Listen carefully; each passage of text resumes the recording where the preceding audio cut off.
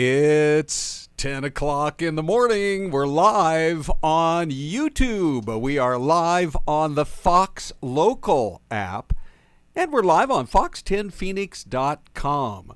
Boy, oh boy, there is a lot to talk about this morning when it comes to the big headlines of the day, and we've got an interview with the guys who performed perfectly, in my opinion, the rescue of the monitor lizard that was out there on the freeway yesterday. That is going to be one of our big stories coming up in the next few minutes here on Fox 10 Talks. We've got some other stories we're following too, including there's a report that an executive at ABC was furious at George Stephanopoulos just days after his interview with President Biden. Now, the network denies it, but we do know this. Stephanopoulos has had to come out with a statement, kind of an apology, basically.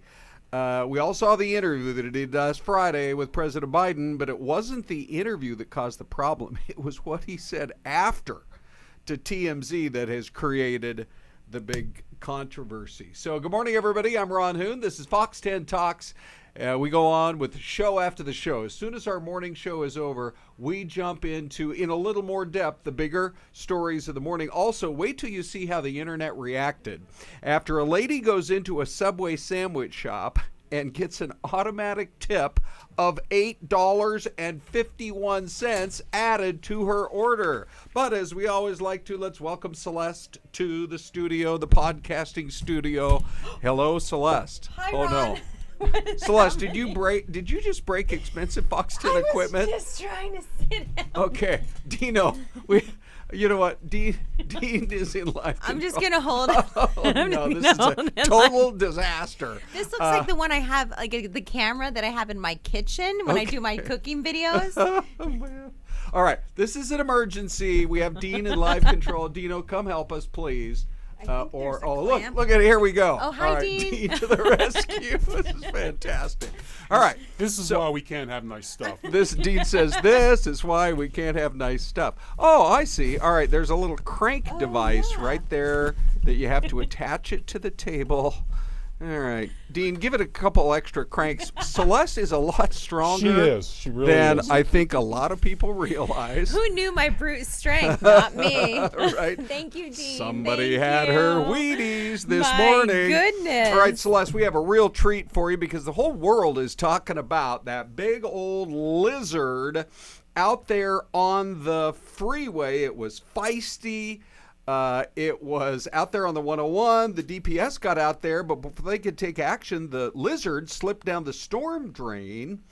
And so it was time to call in the experts. And there they are right there in these pictures. And we got a treat for you. We're going to talk to them right now. Casey Brose and Alex Ruskowski are joining us from the Phoenix Herpetological Society. Guys, have you fully recovered from yesterday's experience? Oh, man, it was definitely one for the books. I still have a lot of pumped-up energy, Alex. Yeah, it was quite the morning yesterday. Yeah, an eventful day. So, yeah, things are starting to calm down, but it was definitely something. Well, we all remember the old movie Ghostbusters, Who You Gonna Call? So I guess when there's a lizard on the freeway out of 5 million people, you are the two guys who need to get called. All right, so run through it for us. When did the call come in, and how did you two spring into action? Yeah, so I got a call from my boss, Debbie, at 6:45 in the morning, and she was saying that, the police have called and said that there's a Komodo dragon on the 101 and that we needed to go down there to help them with this. And I told them it's probably not a Komodo dragon, but it could be a very large monitor lizard.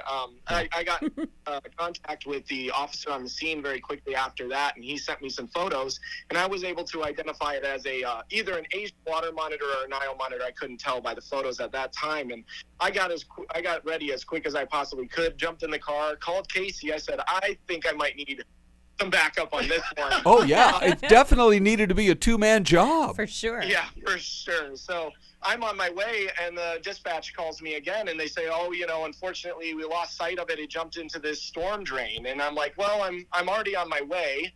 I already got Casey on the way, so I'm going to swing by and see if we can see anything." And by the time I arrived, the police were actually gone, and then I up Casey. We jumped into the same car. We looped back around and contacted the officer who was on the scene, who was nice enough to come back to the scene and show us where that animal had gone down into that storm drain. Right. And that we were able to kind of locate it in the kind of in this culvert that ran parallel to the highway there. And you might have been able to kind of see where we were looking down, and as we walked down the highway, we noticed that culvert just kind of came to an end, and he had coiled himself up or wrapped himself up right down at the end of that culvert.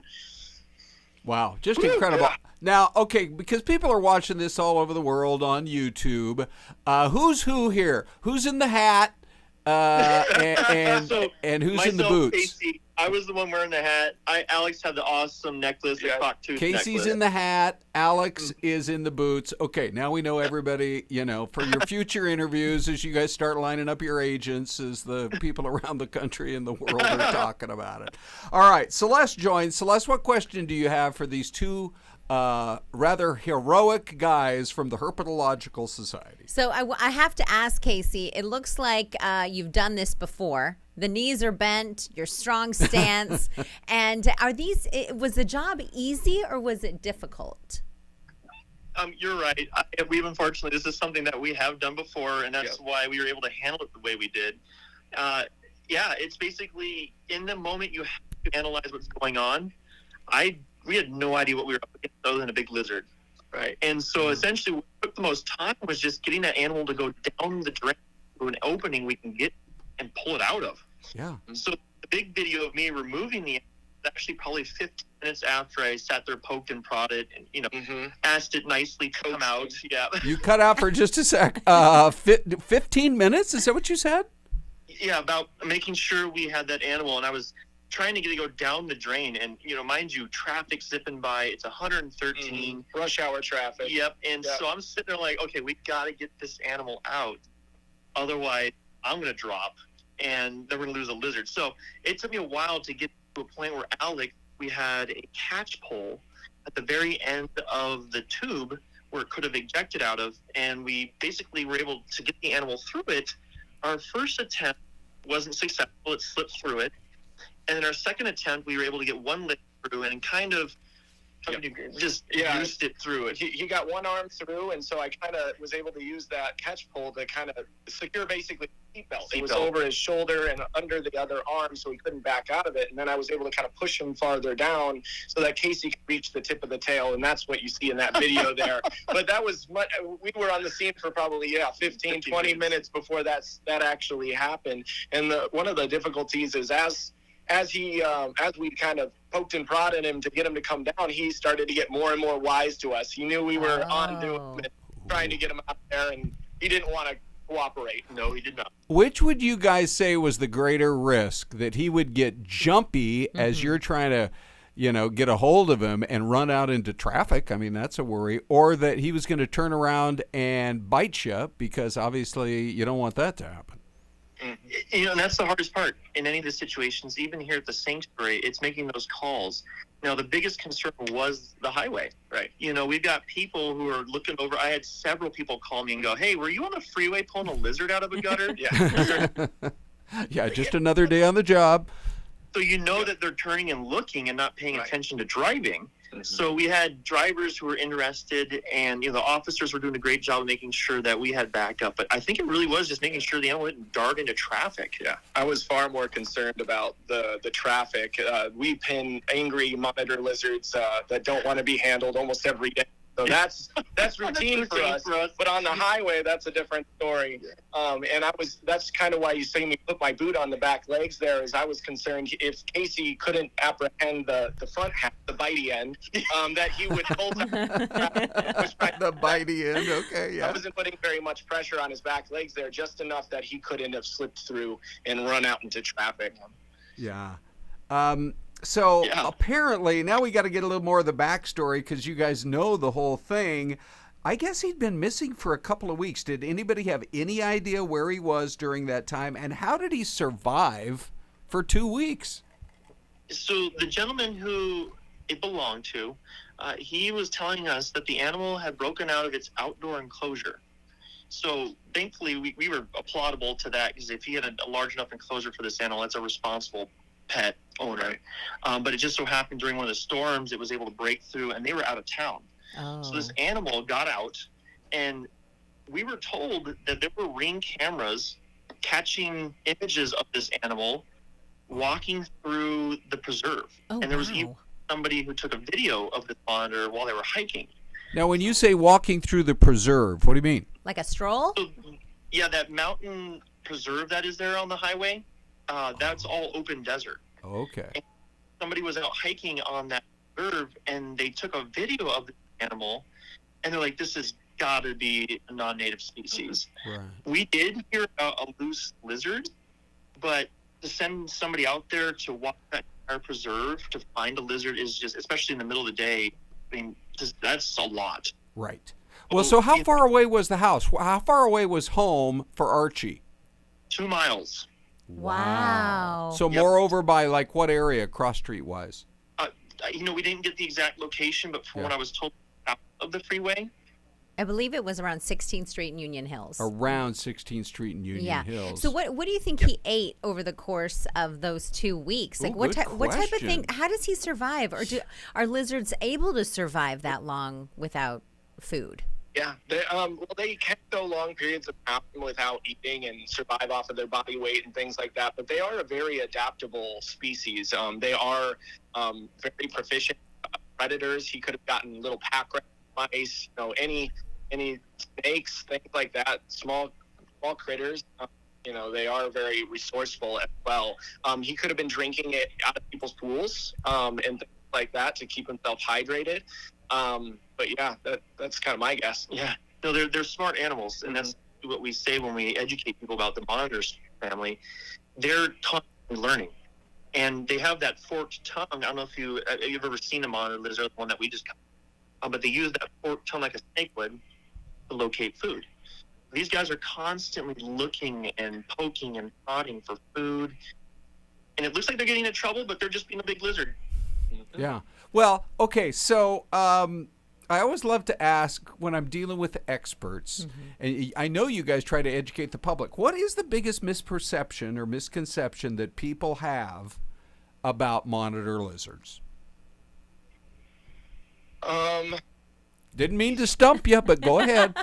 They're easy to keep. A lot of people in the pet trade want them as pets, or you see them regularly in the pet trade, and people don't understand how large they get, how smart they are, what care requirements they need. And so they either end up with us or they get released. We were lucky that Archie had a home that somebody was looking for him. But we've had people find monitor lizards out that people could have just released because they didn't know what to do with. And that sort of thing. We have people surrender monitor lizards to us because they are either moving or they can't take care of them anymore, and things like that.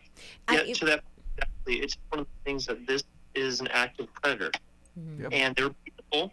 That lizard was amazing, well kept, but they need a lot of space. They're actively hunting in the wild when they're, in Africa. So not giving them those things, they're going to be looking to get into a little bit of mischief. They All need right. that manipulation. We got about 30 seconds left. Celeste, with one quick question. Go for it. One quick question. I think I read it. They grow to be about 6 feet tall. Is that correct? Yeah, this species at its max can get to be about 6 feet long, Yeah. but that's common. 4 to 5 feet is common. And that's with the tail. Yeah, with the tail. And he was about 4 feet long, yes? Yes. 4 to 5? Okay. Big lizard. All right, Definitely. guys. Well, I would say you could take a well-deserved day off, but who knows who you're going to have to rescue next. I think you're on to like some. We're on call 27. Thank you for contacting us. We're at Phoenix Herpetological Sanctuary. Come out and visit us.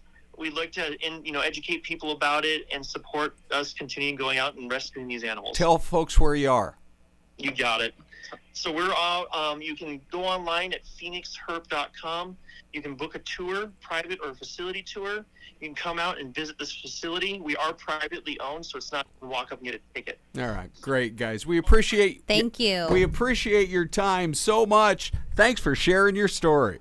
Absolutely. Thank you for having us. Thank you very much. Have a great day. We're going to take a quick break for our partners down the line and be right back.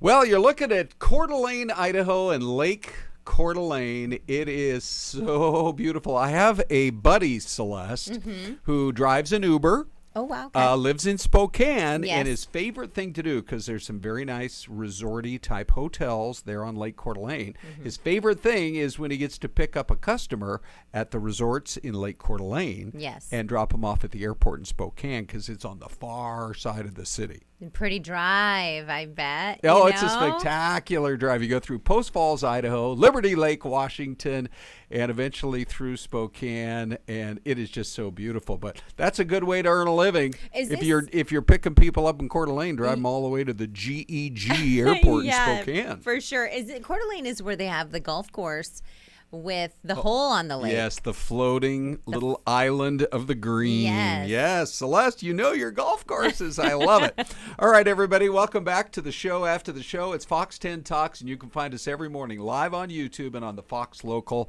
app. Celeste, this story, very interesting. George Stephanopoulos, there's a report that an exec at ABC was furious at George Stephanopoulos just days after his interview with President Biden. Now, the network denies it, but we do know that Stephanopoulos has come out with a statement trying to clarify, basically like an apology. This is from the New York Post.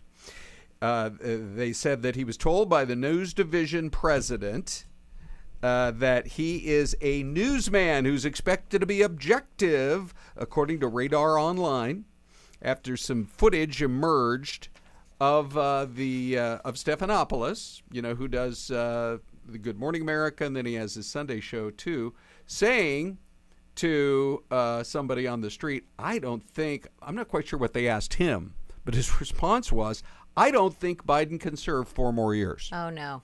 And so the clip then shows up on TMZ and apparently sparked, as you can imagine, some kind of internal meeting at ABC, which resulted in the request that he apologize for his remarks. So the statement he issued said, earlier today, I responded to a question from a passerby. I shouldn't have. Now, don't we all know in this business that we're in, Celeste? Yes. I'm sure you get questions once in a while like, what do you guys really think? What is Ron really like? Well, yeah, sure. What time do you get up in the morning? Yeah. Do you take any naps? What did you have for dinner? But I remember one guy coming up to me at the gym one day. You must and have said, not had your "Hey," headphones on. Well, yeah, no, sometimes that doesn't matter. What do you think about this, whatever the political situation of the day was? And we do need to be objective. Yeah. So you really got to watch your opinions. Yeah. Right? I mean, you almost can't even share them in your own house sometimes. You know what I mean? Yeah. You do, because you have to share both sides. Yeah. And if he was out there saying to anybody who had a camera, you got to assume it's going to show up somewhere. And you can imagine over the White House, I don't know how much asking they had to do to get the interview in the first place, but that might not be the first phone call they make next time they want an interview. Well, there's cameras everywhere now. Yes. You can't drive without a camera seeing you. Right. Your buddy who drives an Uber, I bet Yes. he's got a dash cam video. He probably does. Every Tesla has cameras on them. Yeah. So did you see, this is, to me, I headlined this one, the hilariously easy solution that was rolled out. Get it, Celeste? The hilariously easy solution rolled out in New York City to their notorious rat problem, which has been going on forever. And that is, they actually rolled it out yesterday with the song New York playing in New York. Oh, Alicia Keys. Yes. And so, anyway, we've been doing this for eons. They decided they're not going to bag up their trash. They're going to put it in an actual trash container with rollers on it. Oh, yeah. The rest of the country's been onto this already, New York. Why didn't you think of that in 1974? I don't know, goodness. but I mean, you can stack. You've seen him stack at least 10 bags of trash on the curb there in New York City. Yeah. It's crazy. You can see the rats chewing right through it. All right, one more story, and then we have a special treat from our friends at the Drone Zone. But did you hear about the lady up in Washington State who was a little perplexed, I guess you could say, actually pretty upset, because she walks in to a Subway, and she sees, wait a minute, this is a lot more than I thought I was going to pay, even with the higher prices. Apparently, she realized they had, on their own, added an automatic tip to the 4 items and drink that she poured herself. Okay, this happened to us in Seattle. What city was she in, Ron? Do you know? Does it say? It doesn't say in this report, but it probably was in the Seattle area. So we were up in Seattle a couple weeks ago, and this happened. This very thing? This very At thing. a Subway? It wasn't a Subway. It was a different restaurant. Okay. But they added an automatic tip. Wow. And it was a thing. And I asked the waitress and the server, and she said, well, it's something that we do here now. Well, she ordered a pretzel for she and her husband, 2-foot-long subs for her 2 nieces, and a drink that she had to fill up herself at the soda machine. They added the 20% tip automatically, which came out to $8.51. I was indignant and made them remove it. I said, I do not tip where I have to stand to order my food and then take the cup and go get my own drink. And by the way, clean up after myself. Right. So- Where have the rules gone? My goodness. I know. All right. Well, anyway, as you can imagine, that's from Daily Mail, by the way. It's really, the internet is burning up over that one. She did get them to remove Ron, the thank tip. you for having me. I'm privileged to warm the seat here for Yes, you are. BK, who is an amazing drone photojournalist. All right, Celeste, thank you for this and morning. so much Here more. comes Brian, BK as we call him here, one of the key men in the drone zone. Now, you're going to Ron. plug in your phone, correct? Is that what Yes. we're going to have you do? Okay, so for Got it. those of you who have not caught the show after the show before, careful that microphone. very It just wobbly. about fell off earlier. So we have this incredible team, this drone zone team, as we call them, and you guys fly all over the state and come up with some great pictures. What do you want to show us, and what's going on? We are showing today our most requested drone zone, Ooh. a landfill. Okay. That's been our most requested. So we went to That's the number one, We went to, yeah. Okay. People want to see this. right? We went to the WM Butterfield landfill in Maricopa on the Okay. way to Gila Bend. All right. It's the largest in Arizona. We got some great aerials of Let's the see them. tippers. All right. Oh, I see you already Right got your now. airplay going, Yep. so let's pop it in. There Look it at is. this. Wow. Yeah, so those are the tippers. They're filled with 3 garbage trucks worth of trash, waste. Yeah. Gosh, look at that. And yeah, I've never seen it from a view like that. I- There's so I- much per bin. There's Yeah, a lot. And right. then they got the compactors that smooth it down, Yeah. break it down, and Uh-huh. they just keep going all day. They get about 100 trucks a day at the landfill. 100 trucks. And, if you ever drive the Beeline Highway, the 87, getting out of town, heading up to Fountain Hills and then on up to Payson, there's the big landfill out there. And Right. people, I think, drive by it and have a sense of how big it is and how it's grown over the years. But a lot of folks maybe have heard of this but have never actually seen it. Tell us again where it is. And I'm almost wishing they offered tours, but I don't think they do. No, we got exclusive access to this location to get this video. Okay. And yeah, it's on the way to Gila Bend. It's about a little northeast of Gila Bend Okay. in Mobile. Oh, Mobile. Arizona. Yes, right. Yeah. So very, there's not a lot around there. Right. I mean, it's secluded, and Yeah. that's where your trash goes. Why do you think it's the most requested video of all time? You know, Ron, I think it's because every 5-year-old played with dump trucks in their sandbox, right? So there's just something about seeing these big machines Sure. doing amazing stuff. Right. Was there anything? So now, by the way, logistically, how does this work? Is one of you guys actually fly it, and the other one is like standby, or is viewing the monitor? Tell us how that part works. I was the pilot in command here, so that meant I flew the drone. Yeah. I made sure we launched and landed in safe location, which we were. We were a ways away from here, but we can see the drone. Okay. Joe Tillman was with me. He's a visual observer, so he keeps his eye on the drone at all times, so he can let me know if there's anything else in the air, if there's anything near the drone, Right. and I can concentrate on the monitor, but I also look up to the drone to see where I'm at sometimes too. So it's just teamwork. We constantly talk to each other. He asked me what my battery percentage is, so I don't don't get low on battery, Ooh, I because never I thought have of to that. get back and land. Did you see that story out of Seattle the other day where they had a drone show planned for 4th of July and almost all the drones fell down into a lake? Wow. There I had to did be not see that. either a battery problem or some sort of communication issue. But yeah, that's something I didn't even think about. Yeah, you got to keep the battery We got in to mind. get the drone back, so we Right. have to always keep, Especially over a landfill, Brian. especially we don't want to have to sift through that for our drone, right?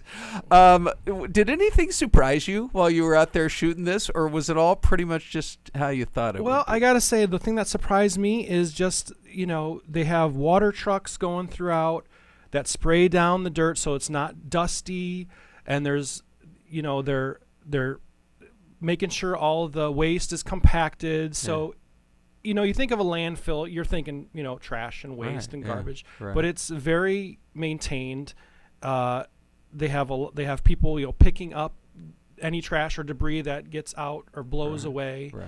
And like I said, they have a pond there where they fill up the water trucks to spray everything down. So all the trucks that are coming in they're are kicking up constantly- dust, yes. and they weren't kicking up a lot of dust. They have to do the dust It was mitigation. we got Fantastic. a very nice access to all the stuff. They're building a new cell right now. Okay. That once this cell Yeah, is fills up, complete, right. then they start on another cell, and we were told they have about 65 to 70 more years of waste at this location. Wow. When can we see more? We can see more at 4 p.m. on Fox 10 on the Okay. Drone Zone. All right. Good. That's today, Thursday. Yep. Don't miss it. Set your TiVo machine if you're not going to be around. Hey, BK, have I Yes. got a treat for you? Okay. You know what we do in the last 2 minutes around here? What do we do? We go to, so disconnect your phone All now. right. We go to, well, we call it the mystery cam. Normally All right. Celeste guesses, but what has Dean come up with here? Oh, Interesting. wow. Okay. I'm going to look at the buildings. Okay. All right. So it could, who knows? I mean, I got one right this week of Caldwell, Idaho. Okay. But didn't look like that. That's some kind of a No. big stadium. So It is a what do you big think? Where do you stadium. think we are? I'm going to say we are. Mm-hmm. I'm going to say Wisconsin. Okay, go ahead and open that envelope. Well, don't open it Do you just know? yet. No. Oh, I'm oh, gonna oh. I'm gonna guess that it's over somewhere in the UK. Oh, 'Cause I'm I didn't even thinking- think. I thought we were. Yeah, no, anywhere. Oh, in the I didn't know world. the whole round. But I have no idea, but I'm gonna guess. Okay. I'm thinking maybe it's around Manchester over in the UK because soccer. We only Oh. have 10 seconds left, buddy. All Open right, that envelope. let's go. Here we go, Jeez. and the answer is Kansas City. Kansas City. I was close. You were way I was in the closer Midwest, than me. so- You were way closer than me. Congrats, buddy. All right, so I win. Yes. Okay. We have no prizes, but maybe someday. All right. All right. Thanks. Hey, and thank you guys for joining us. We'll be back again tomorrow right here on Fox 10 Talks.